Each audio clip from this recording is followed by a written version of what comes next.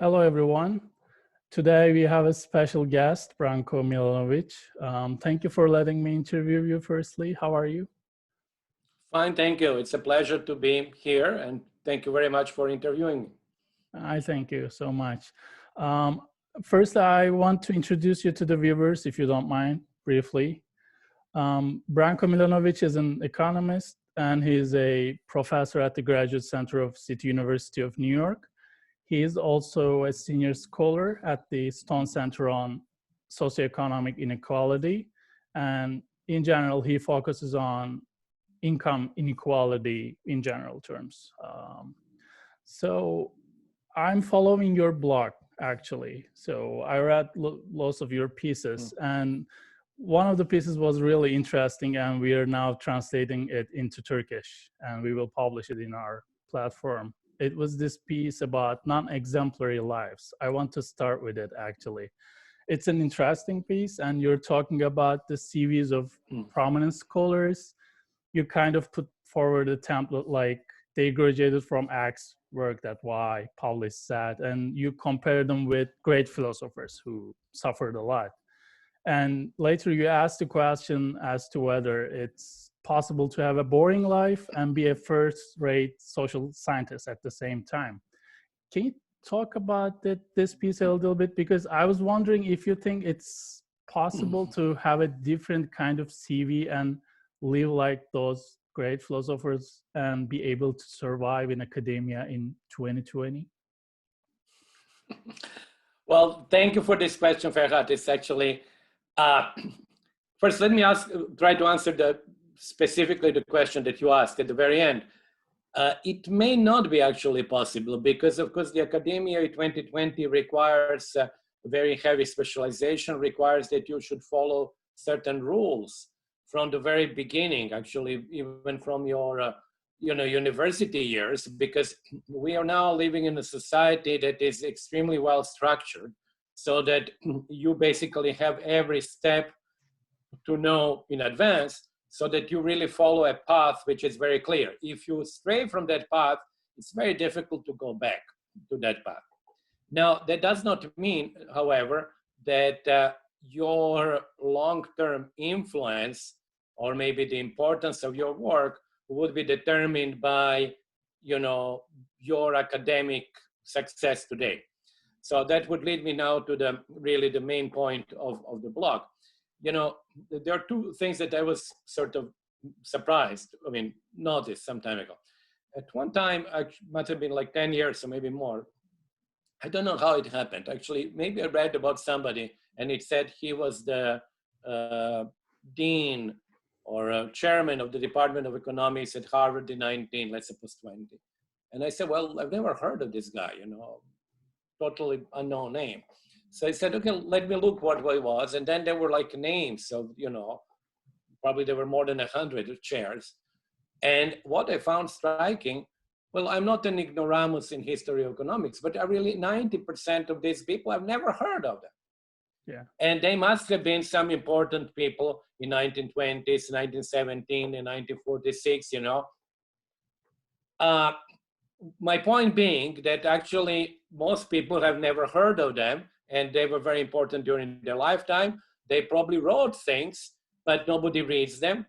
And so if you look at their ostensible career within the confines of that time, that was extremely successful. If you look at what have they left and what influence have they had, you say, well, they have zero influence. So, that's the first contrast. So going back to your question, so one can have a very good career in terms of following the entire path, but it doesn't guarantee you that you are going to have an influence on whatever science you have decided to follow, particularly not in social sciences. Now, the second observation, with which I began the blog, was that I was likewise sort of intrigued when I was reading. There was a series of articles of different, currently famous economists. And when you read there was a short capsule life, it really looked totally boring because it was basically, maybe that was how it was presented also. But it's essentially, I went to such and such school. I was a best student there. Then I work as a research assistant at the University X. Then actually I went to a different University Y. Then I wrote this paper. Then I actually did. And then it was like a template. It was all the same. And that what actually led me to think actually, people in social sciences that economics is, people who have fairly boring lives and very little exposure to real world, and especially in the US when all of that happens on campuses. And as you know, Ferhat, campuses are like nothing to do with the real world. Actually, it's a different story if you're studying in New York. At least you have contact with the real world, but in campuses you don't. You know, it's a bubble, and then outside you deal with guys who are making pizza and car dealerships, and that's about all. And economics being a social science, I was wondering, like, and particularly behavioral economics, which is now very important, how is it that actually you learn about the way that the actual people and actual world work if you're living in a bubble? And to end this stuff, obviously, it is not an issue if you're an astronomer, if you're a physicist, if you are somebody else, because, you know, whether you're on a campus or whether you are in New York, it doesn't make any difference. You're dealing with, you know, celestial bodies. But if you're a social scientist, and I've seen, for example, people who were quite well known in their field of behavioral economics, but they're really people who are honestly in a real life. You can tell, well, they actually cannot understand how people, what motivates people, they're really on a spectrum. So, you know, these are the issues that I think I try to raise in the post. I'm not coming to any sort of final conclusion whether you can have boring life and be great social scientists. Maybe you can, you know, it's not impossible. Yeah. But it does lead you a little bit to question that. Yeah, exactly. I agree with your point totally, because I'm a prospective political scientist, but actually I live in New York, but I do not have any idea about how the politics is going on, because I'm trying to create a CV just like you mentioned in your piece, like what kind of universities you attended, these kind of details, but it's really unhelpful. Yeah, you're right about this. Also, lately you wrote about Trump in your blog.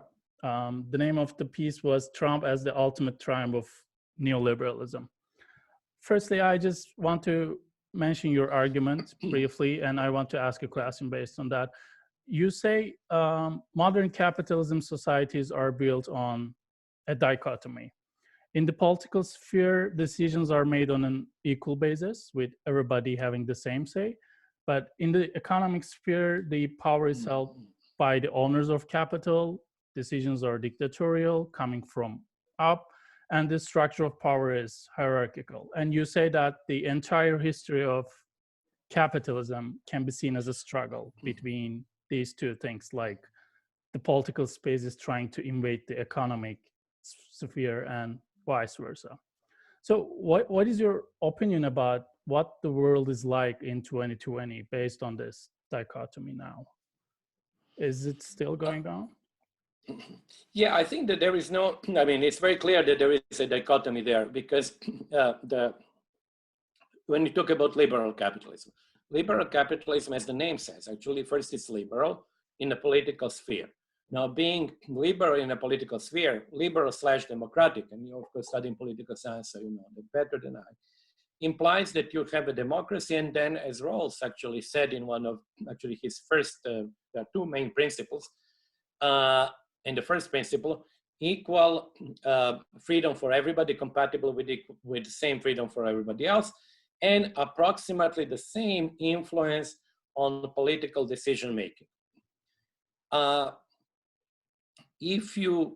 That's a different issue whether you actually in the current US, whether you have that, but in principle in democracy, everybody should have approximately the same influence. And of course, that's reflected the most clearly in the one person, one vote, which of course can be vitiated because you might have, as we do have actually, money in politics, but let's leave that aside for a minute. So it's basically a democratic principle.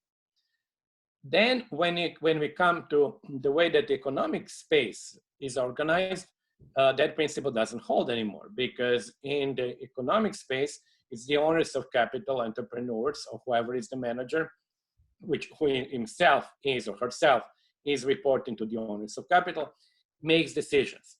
So we don't fire people based on whether workers vote that he should be fired or not. We fired them because the manager, who is actually reporting to the owner of capital, decides that you should be fired.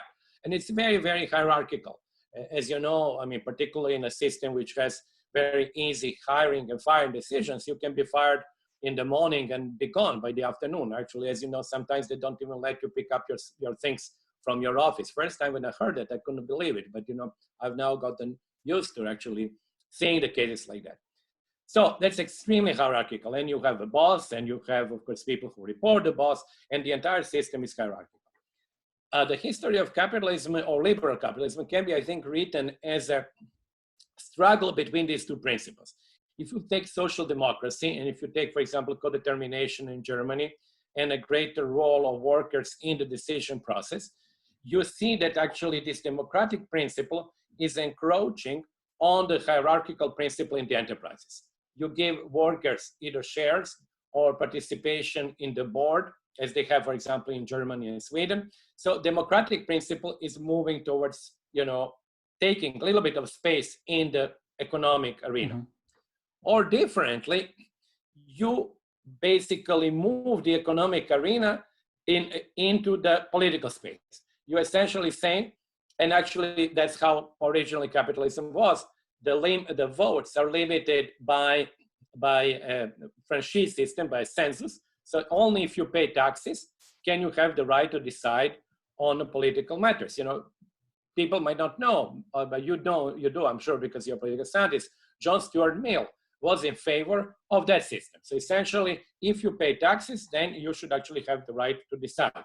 You see then that the economic principle moves into the political principle and reduces this one person, one vote. So that, I think, is how I see the movement of capitalism. And actually, we will probably now talk about Trump, but I see Trump as essentially a personification of that second principle, where essentially the economic space takes over the political space. Yeah, exactly. And in your piece, you're exemplifying your argument based on Trump's behavior. I was also wondering about other leaders in the world who are similar to Trump. For example, you're saying that Trump is coming from the private sector and trying to rule the country based on his tendencies in private sector.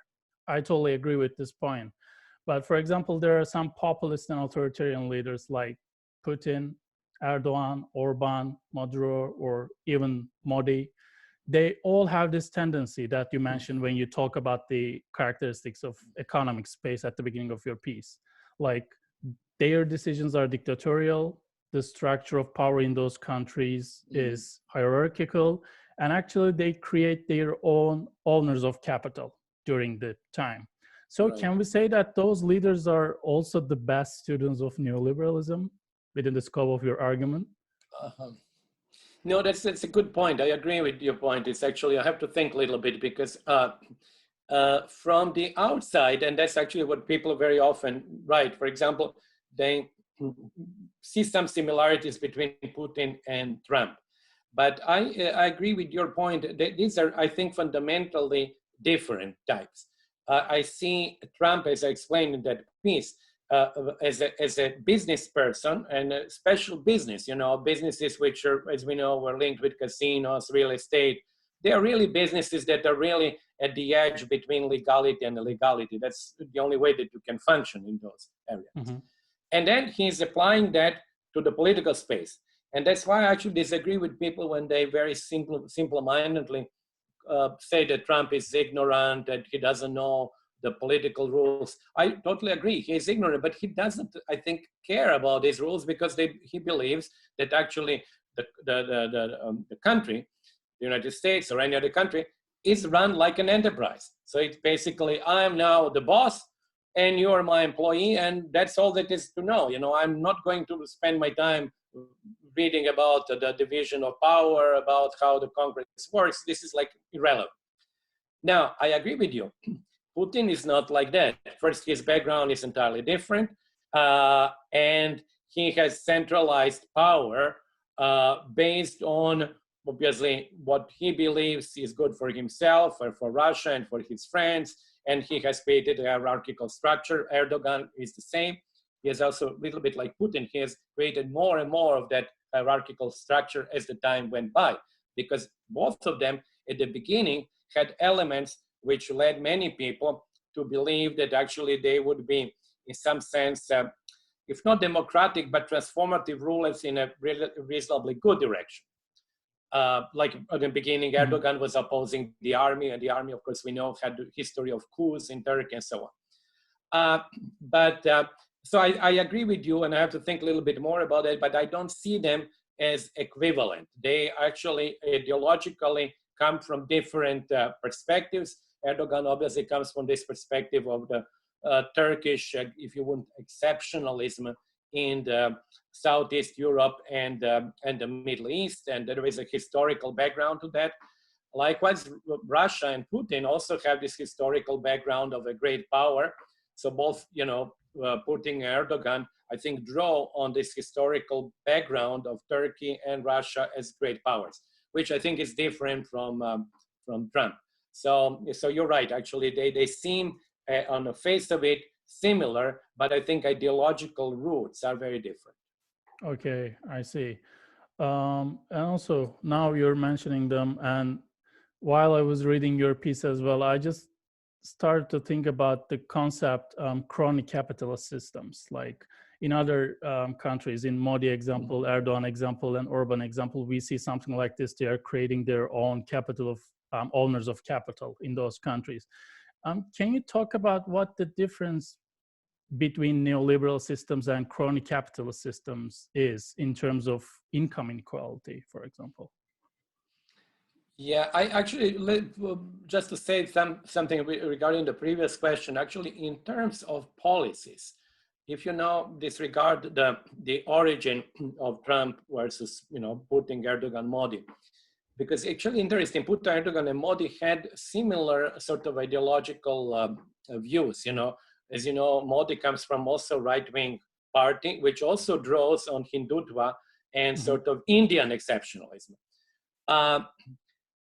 And if you look at their policies, they are actually policies that are, first one is the one that you mentioned, is the creation of their own oligarchs. So of the rich people who would actually depend on them. Sometimes they are already there, but they, of course, through marriage or other connections, they, of course, reestablish that power and they create their own oligarchs. You know, it's a little bit like Napoleon, who created his own aristocracy.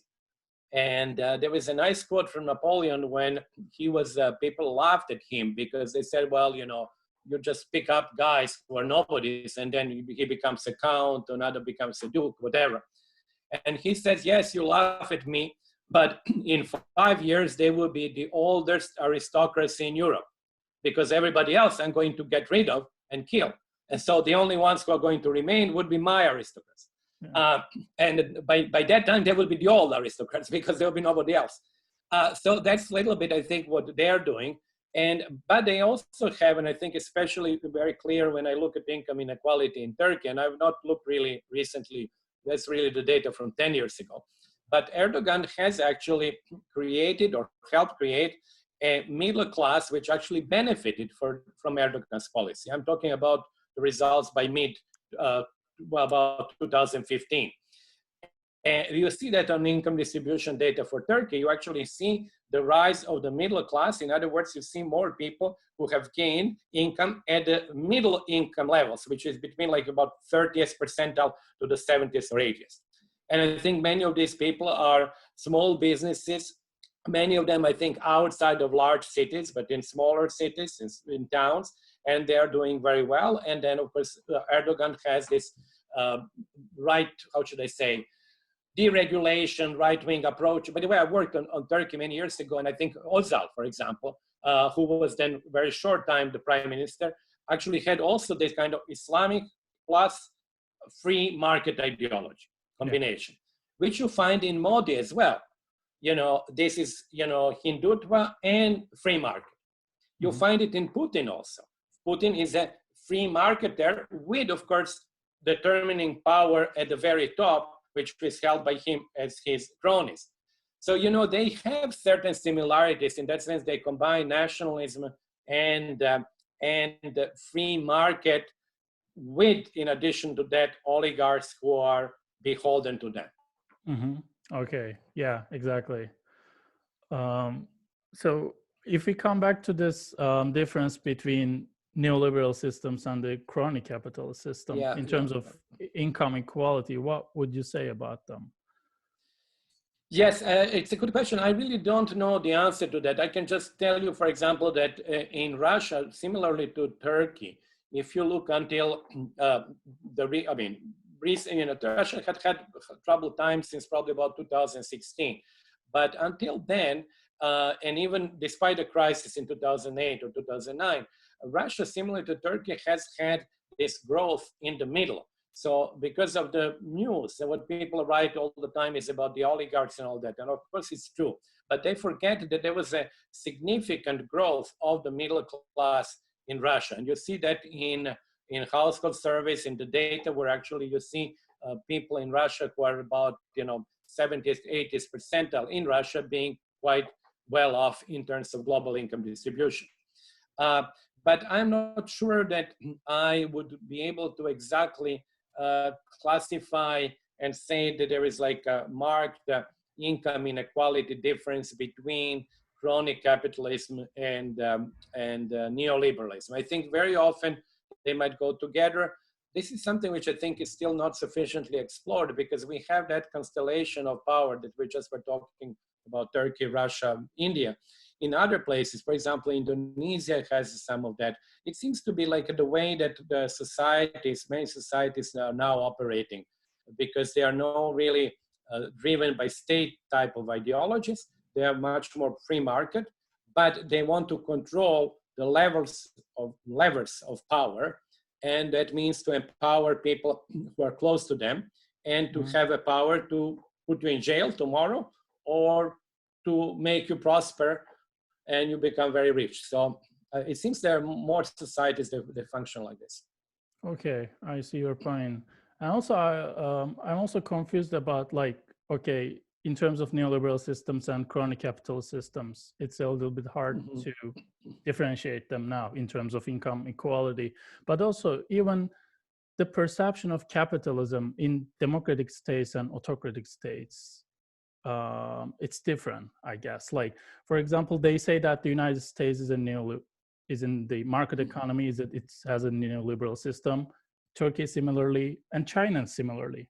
But probably the perception of capitalism in those three countries are different. Like, my question is about how does the regime type in those countries affect the perception of capitalism in those countries? I mean, that goes a little bit into my book, Capitalism Alone. The definition of capitalism in the book is, I think, very clear. It's not mine. It actually goes back to Marx and to Max Weber. It has three components. The first one, that actually most of the production has to be done on a privately owned means of production. It has to be done for profit. So that's number one. Number two, labor is a hard labor. That's what we're just talking in the first question that you asked me. Labor does not have an entrepreneurial function. Labor is being hired by the owners of capital. And the third distinctive feature is that you have decentralized coordination. So companies and individuals are decentralized, so they decide themselves what they want to do. And if you take that definition of capitalism, all the countries that you mentioned, and actually all the countries in the world now, with maybe exception of countries like North Korea, are capitalist. So China, for example, I had a discussion about that, but if you look at numbers, China fulfills this criteria without particular difficulty. That does not mean, however, that the Chinese capitalism is the same as the American capitalism. And that's why I make the distinction in the book between political capitalism, which is Chinese, where the political sphere is controlled, it's not democratic, and it's controlled by individuals selected through a different mechanism, in this particular case, through the control of the Chinese Communist Party, versus the liberal or the meritocratic capitalism of the United States or other countries. So these are all, varieties of capitalism. Now, if you were to ask me, where would you put these other individual countries? I don't discuss them in the book, but for example, Russia would, I think, fit very closely to political capitalism. Turkey would probably be somewhere in between. But I'm not sure that we can make a distinction between neoliberalism and crony capitalism. I think that neoliberalism almost involves always elements of so-called crony capitalism, because neoliberalism is often used by those people in power to reinforce their own power and then to actually create or give sort of greater importance to either their friends, that's why the crony comes in, or to their nepotistic relationship, as we have more and more. So I would not see them as the two antipodes. I would actually see them as rather close to each other, actually maybe almost the same. Okay, so you say they are not mutually exclusive. There is an overlapping part between these two things, crony capitalism and neoliberalism mostly. I actually have to say that I was never a huge fan of crony capitalism. I didn't like the term. I think actually political capitalism is clear. Political capitalism is basically a term which says that you have political power and that you use that political power to, in some cases, not in all cases, because you're not going to be bothered with somebody who is the owner of 7-Eleven, but you use that power to actually control either individuals or companies that are important. And in that sense, you have that element obviously in China, you have it in Russia, you have it in Turkey, you have it in Modi's India. But crony it doesn't seem to me to be a neat term because it does not localize where cronyism comes from. I think cronyism comes from either political control that you have established through, in this case, control of your party, or political control that you have established by essentially paying to get into the office, getting the votes, and then using that to, dish out favors. Okay, thank you for your answer. I mean, it's now clear, more clearer for me now. Now, also, I want to ask you some question how the coronavirus will affect the world, mostly economically. You wrote a piece about this as well in your blog. It was called The World After Corona, I guess. So in this piece, you're talking about the negative effects of the crisis on growth. You say it appears that the gap between large Asian countries like China and the rich world, like the Western European countries, would be reduced. And it'll lead to a decrease in global inequality. And you just say that it's been just like this since 1990s, and you just say that it's just like what happened after the crisis in 2008. And the reduction in global inequality will be achieved through the negative growth in the rich countries, you say. So you wrote this piece 40 days ago. Lots of things have changed since then, actually. Now we see the effect of the virus much more deeply. Have your thoughts changed since then? So you still think similarly? On this one in particular, I don't think they have changed. Of course, we have to talk with a caveat. Nobody knows when this crisis will end, and nobody knows whether it would be, the W recovery, or what kind of recovery we will going to have.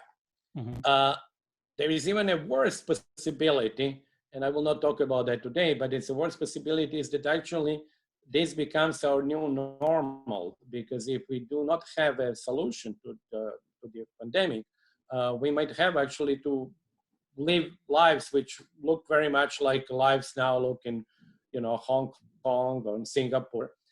But leaving that aside, on the specific question that you asked me, no, my thoughts have not changed, because I think that what we actually have now, we have China, which will not be as negatively affected by the crisis as the rich countries. So indeed, the gap between China and the rich world would continue to decline, as it actually declined, as you said, actually after the 2008-2009 crisis. So in that sense, global inequality, to the extent it's driven by the gaps between rich countries and large countries like India and China, it would go down. And that would not be a change compared to what has been going on since 1990s. So yes, I think actually that the virus, the corona, the pandemic would, you know, I'm not saying accelerate, well, to some extent accelerate this convergence. Okay. And also I was wondering how this change in the economic balance and in economic inequality would affect the political sphere. Like, do you think that it will affect the balance of power generally in world politics, because China will rise probably after the coronavirus because it will become more powerful in terms of economic terms? So how does this economic power affect the power of countries as a whole?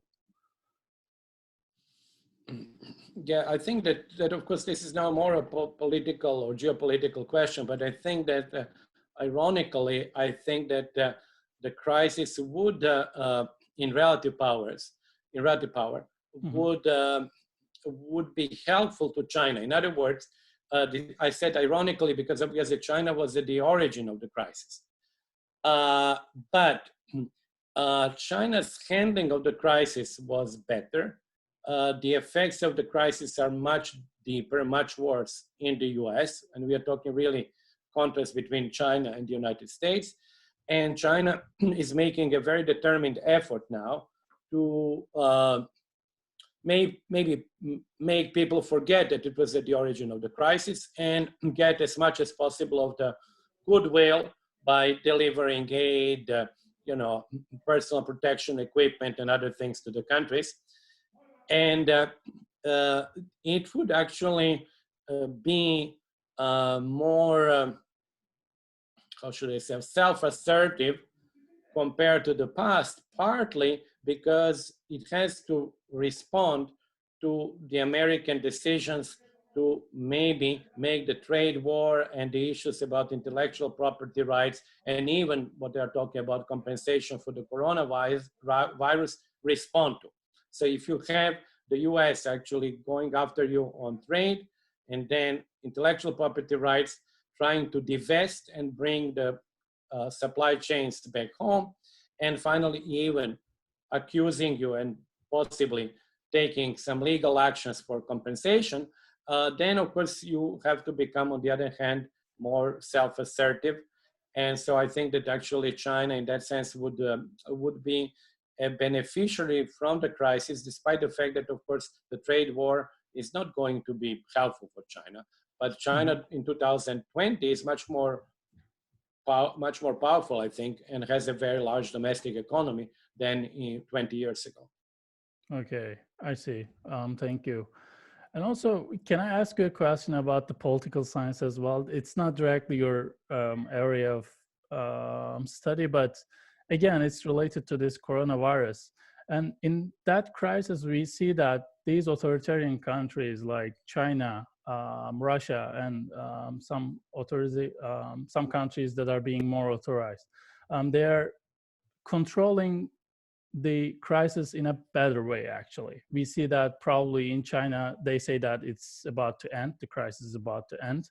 But when we look at the liberal countries, for example, I'm just observing the US, just New York, and people are not abiding by the rules. They are just outside, and the state in general does not forbid anything. So when we look at it, the authoritarian countries are dealing with the problem in a more effective way. Do you think that after this crisis, it'll lead to a change in the perception of people, like maybe authoritarian states are they have a better system, especially in this kind of crisis? I did not get the entire question because I think there was some interruption. Yeah, maybe you had interruption with me too. But I think I got the very end. So I suppose I understand the question. I'm not quite sure that that would be the conclusion that one can make, because it's very, how should I say, it's very mixed. If you look at Asia, I think Asia has done much better than Europe and the US. So that's very clear. But when you look at Asia, you have really a mixture. Leaving even China aside, because China is a special case simply because it was the first country to have experience, and we know in the beginning it mishandled the crisis and then improved quite a lot. But you have countries like, for example, Vietnam, which is an authoritarian country, political capitalism, actually, big example in my book, which handled it extremely well. You know, Vietnam, I think, had 0 deaths. It's absolutely incredible. Mm-hmm. On the other hand, you had also democratic countries like Taiwan, South Korea, who have handled that very well. Also Japan, also Hong Kong, which is somewhere in between. You know, it's actually technically, it's like between sort of political capitalism and democracy. So it's not very clear actually who handled it better. Mm-hmm. But when you come to the comparison between Europe and Asia, then, or especially when you come to the United States compared to practically anybody else, the US, I think, probably did worse than anybody else. Despite the fact that per capita US numbers are still better than the European numbers, but the level of unreadiness, the level of inability from the center, from the federal level to actually do anything. The fact that we still have all these issues that I'm not going to go into now, that we have, for example, now this new drug that is being distributed by the federal level, but nobody knows to whom it goes and where it actually ends up. You know, all of that is almost unbelievable. So in that sense, I think there is no doubt that the US has handled the crisis worse than any other major or minor country for that matter. So that would actually influence people's perception, but it's not true, I think, that authoritarian countries have generally been better. I have to say, however, that it is true, I think, in general, that often is true, actually, that authoritarian countries, and that was the case of communist countries as well, are quite good in cases of emergencies because of their ability to move lots of resources in a centralized way. And that's what we have seen in China. You know, China was able to move doctors, nurses, everybody. And as you remember, to build a hospital in 1 week. Yeah. They were able to move them from all over China, like within days. And that's, of course, the power of centralized governments. They can just move resources enormously. Last point, actually, I read a Chinese author, American Chinese author, like comparing the reaction in China and the US and really expressing this belief that when at the peak of the crisis in New York, you had, as you know, that ship, which belonged to the either Navy or somebody, to the military, docking in New York. And then for legal reasons, they could not use the beds on that ship because they could not transport patients from hospitals. And they really needed every bed then. So he was actually expressing the disbelief that you have such an emergency and then you have to solve all these legal problems to move people from a hospital to the ship. And obviously in China, that would not happen like that. You would just take these people and move them to the ship. And that's the end of the story. Yeah, exactly. When we try to compare China and the US, there's a huge gap in terms of trying to deal with the crisis. But yeah, it's not possible to say that authoritarian countries are dealing with it in a better way. I have one more. Especially when you think actually Taiwan, which has done extremely well. And as I said before, Singapore and South Korea, you know, South Korea now, I think it was like several weeks, they didn't have a single new case. Yeah, exactly. They were doing really well from the very beginning. So I have one more question. I want to end the interview with a funny question. It's a question about a quote that I've seen very often by the economist John Kenneth Galbraith. He says that under capitalism, men exploit men. Under communism, it's just the opposite. The opposite. What do you think about this quotation? No, it's a funny quote, actually. It is, of course, playing, it's a little bit like Yogi Bear, you know, it's playing on two different levels. It's actually playing on this sort of idea that communism was always the opposite of capitalism. And so, but of course, in this particular case, it does actually show some truth to that, in the sense that exploitation was not limited to capitalism. If you look at actual socialist societies that existed, they were also hierarchical societies. Decisions, of course, were made hierarchically. For example, in the political sphere, it was clearly hierarchical, because essentially the Communist Party was the sort of the body that made decisions, and it had very little control. In other words, you didn't have, as you know, the elections. You obviously, it does not mean that you had the regimes like North Korea. You didn't have regimes like that, because you had, within the Communist Party, you had different wings, different opinions. You had some kind of a control, and even some kinds of elections. But nevertheless, it was very limited. If you want to compare it, you can say it was like a franchise system, where maybe the electoral votes were only the electoral votes of people who were involved in the system, mostly members of the Communist Party. So you can actually see it as a kind of limited franchise system. And in the economic space, you had, in some cases, for example, in Yugoslavia, you had workers' power. So it was not fake. They actually had certain decisions that they could make. So there was some more democratic side there. But obviously, from large companies and for many other countries like the Soviet Union, these are people who were appointed, and then they had quite a lot of power, maybe not less power than the owners of capital had. So it was both hierarchical in terms of political space and the economic space. It was not obviously exactly the same. There are certain differences, but they were, both spaces were actually quite hierarchical. Okay. So it was true that it was kind of exploitation of man by man, but it was the reverse. So it was, yeah, so it was the same. Yeah. Okay. I thank you so much for letting us interview you today. It was a very good interview for me. Do you have anything else to add at the end of this video? No, it was actually fun. I'm glad that you brought up quite a few themes from the blog. As you know, the blog, I enjoy writing the blog. I cover quite a lot of themes. Many of them have to do, obviously, things with inequality. But, you know, inequality is this feature which is basically covering everything. You can talk about gender inequality, regional inequality, inequalities between the countries, inequalities within countries, inequality in power.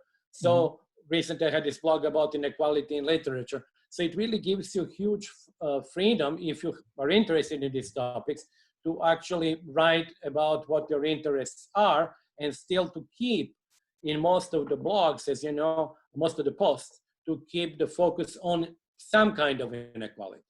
And so I'm actually glad that you brought up several themes from the blog.